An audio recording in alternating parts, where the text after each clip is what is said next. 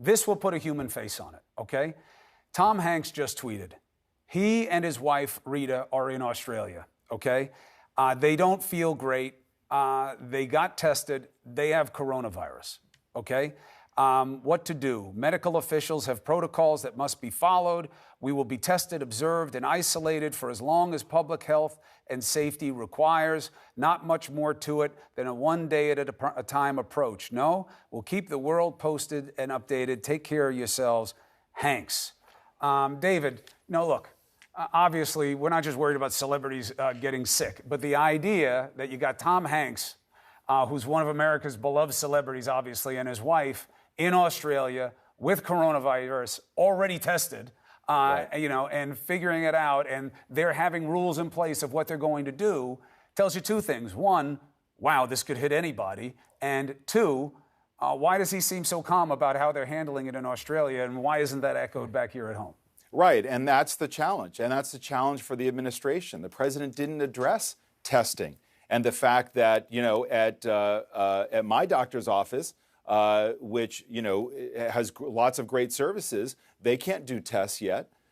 So there is a backlog, and people are going to be watching this, and they're taking all of this in, and they're anxious. And I would say as well, when you see celebrities have it, a lot of people are paying attention to that. But I will say, one of the byproducts of our political age is that we don't have a lot of trust in institutions. People look at leadership through a political lens. We are all in this together, and it's crucially important to recognize that. And what people want to know tonight are cold, hard facts. They're going to pay less attention to the analysis of whether Trump did a good job tonight, a bad job tonight. They want to know, where do we go from here? What do we do from here? What are the facts? And that's what he as president has to remember, which is this is not about his impulse. It's not about his ego. It's really not about the immediate impacts on the economy. It's what is he doing that no one else can do in the world as president of the United States, which is to lead the federal government to respond, to contain, and to minimize the impact of this. That's what people want to know.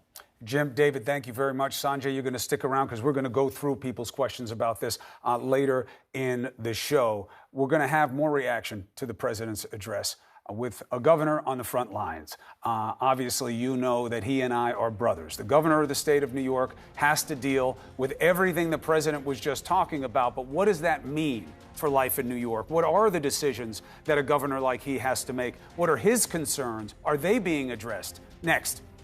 Other than wartime and major terrorist events, we just heard the heaviest address from a president in a generation. He wanted time on prime time to discuss what is happening with the federal response to the coronavirus outbreak. Now, I want to do something special tonight. My brother, as you know, is the governor of New York. He is dealing with everything that's happening in this country, in the state, presently, figuring out how to catch up to a situation, and has the concerns going forward. Thank you for joining me tonight. I appreciate you taking it. The president's headline move was 30 days, Andrew, no travel from Europe, including cargo, a little different with UK, maybe some exceptions. How do you feel about the move? Chris, I think the president, it's a dramatic move, obviously. It's, I think, designed to show action. But I don't think this was about a political speech for the president. What was his tone? How did he sound? How did he look? I think this is a governmental situation that we're dealing with, and it's a governmental crisis.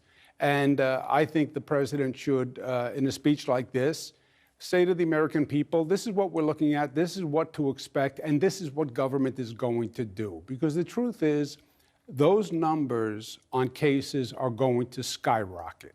We know that. That is going to be jarring to the American people. We do have a problem with testing, and people are getting more nervous, and they're going to see the numbers go up, and they can't get a test. And that's an issue that we have to talk to. You're going to see major disruptions. Social distancing. What does that mean? It means we're going to have to start to close schools. We're going to be closing venues. Let the American people know that that's coming. Reducing density. What does that mean? There are going to be major governmental actions that have to be taking place. The American people have to be ready for it. They have to understand that the government is in charge, the government is mobilized, the government is competent, it's capable. And when you see these big changes coming, don't be nervous because it's part of a plan. And that's what I would have liked to hear from the president tonight. Here's what your government is going to do at this time of crisis. Yes, it's going to be a disruption. Yes, you will feel anxious, but it's going to be okay at the end of the day. So two things for you. One, how true is it what he said about the rapidly ramping up of testing and then it's getting out there and just about anybody who wants one can get one? And second, you did something that was a surprise move for people in New York. It turns out like the big bucket of cases that you're dealing with right now, I think it's 121 of them, is in Westchester, which is not a place where people expected them. So you created this containment thing.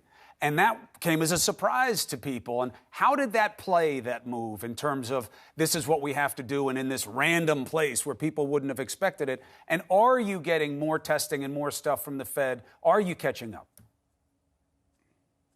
Well, you're right. First of all, it was shocking to people. And that is my point. This is not about a foreign virus, whatever that means. It's here. It's community spread. It's much more prevalent than we know. The testing does not reflect what it is. These are not random sample tests. It's because we have no testing capacity. That's why the numbers are low. If you actually had testing capacity, you would see how high the numbers are already. And as we do ramp up testing, you're going to see those numbers go sky high. And if you don't have the American people ready for it, it's going to be a problem. We are way behind on testing. And if you look at the other countries, you look at China, you look at South Korea, you see how they turned that curve. It was with very aggressive testing where they got ahead of it. You had maybe 200,000 tests per day in China, 15,000 tests per day in South Korea.